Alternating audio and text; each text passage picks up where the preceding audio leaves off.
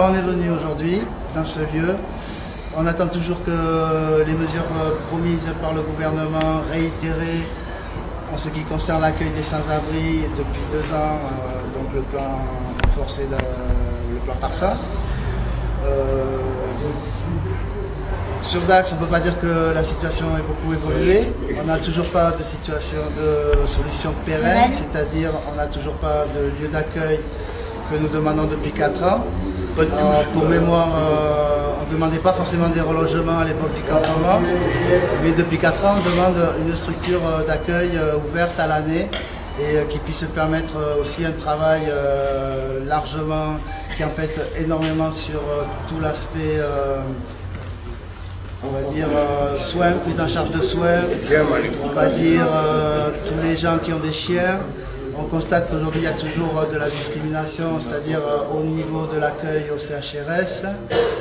Nous on a toujours dit que le dispositif n'était pas complet, c'est-à-dire qu'il manque des structures qui permettent d'accueillir certaines personnes qui sont en détresse. Voilà, aujourd'hui nous on a trouvé ce lieu qui avait été ouvert avant nous, qui a été ouvert par d'autres gens de la rue, qui l'ont un peu saccagé on va dire. Ce lieu, il est très bien situé puisqu'en fait, il est dans une artère entre les 2 communes, il n'y a pas de voisins et on pense que voilà, des lieux disponibles à Dax, il y en a. Et donc, voilà, on attend que le gouvernement veuille bien faire un geste puisqu'apparemment, au niveau de l'agglomération, tout le monde est conscient de ce problème et qu'apparemment, il y a une volonté de vouloir y apporter des solutions, sauf que... On est venu soutenir le comité d'Al de Dax. Et cette occupation, qui était déjà un peu ancienne, mais qui est rendue publique aujourd'hui, compte tenu de la gravité de la situation et des difficultés que rencontrent les sans-abri pour vivre dignement. Donc, autrement dit, par exemple, pour se doucher, j'entends qu'il n'y a pas de douche, voilà, que c'est difficile d'accès, pour avoir un endroit où se reposer, vivre en paix paisiblement, hein. Éventuellement pour ceux qui sont malades ou fatigués, pour se soigner, un endroit aussi où on puisse être avec son compagnon, son ou ses fidèles compagnons, hein, à 4 pattes, les wawas, voilà, et je crois que, bon, voilà la situation dans laquelle nous sommes ici à Dax, mais également, finalement, toute la France aujourd'hui est traversée par une crise du logement sans précédent. En France, on a toujours connu une amélioration des conditions de logement. Ah bon? Et depuis quelques années, on a une dégradation de la situation du logement. Il y a les sans-abri. Et puis on sait ce qui se passe aussi, combien la vie est dure dans la rue. Et on sait aussi que plus on reste dans la rue, et plus l'espérance de vie est courte. C'est criminel. C'est criminel de laisser, d'abandonner des jeunes, des moins jeunes, des hommes, des femmes, et même parfois des enfants. On le voit dans certains endroits, à Paris par exemple, dans la rue. C'est criminel. Pourquoi? Simplement parce qu'il n'y a pas de solution de logement. Parce que le logement est de plus en plus cher dans notre pays. Parce que les gouvernements ont soutenu, ont encouragé la spéculation immobilière, la disparition des logements à loyer modeste dans le privé. Les loyers ont augmenté, ils ont flambé partout. Le foncier est de plus en plus cher. Et même quand on veut s'installer dans un petit coin à la campagne, c'est difficile. Et j'ai vu avec des amis d'un réseau qui justement cherchent l'installation à la campagne, eh bien, ils sont aujourd'hui pourchassés, l'objet d'arrêtés anti-cabanisation.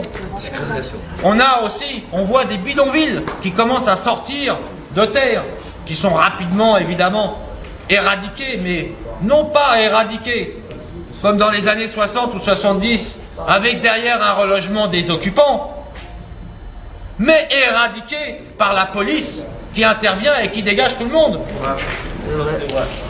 C'est ça aujourd'hui, malheureusement, la politique du logement.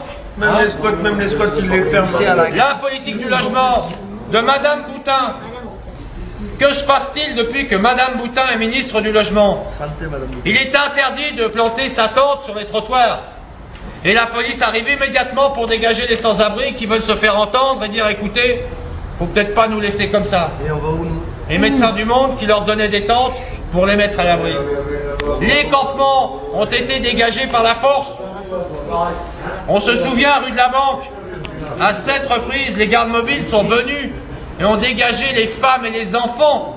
Et ont fait le siège pendant 15 jours. 15 jours pour des femmes et des enfants qui réclamaient un logement décent. On voit également des politiques répressives qui sont mises en place contre ceux qui ont le malheur de lever la tête ou simplement de montrer, d'exister, d'essayer de survivre dans les villes, sur les trottoirs, dans les rues. On prend des arrêtés anti-mendicité, on met des procès-verbaux, on envoie les polices et diverses polices municipales et autres décourager les sans-abri ou les gens qui survivent comme ils peuvent parce qu'ils sont trop visibles et parce qu'ils gênent le commerce et parce qu'ils gênent l'abondance de ce pays qui n'a jamais été aussi riche et qui n'est pas capable de loger convenablement l'ensemble de la population. Ce pays où de plus en plus de gens sont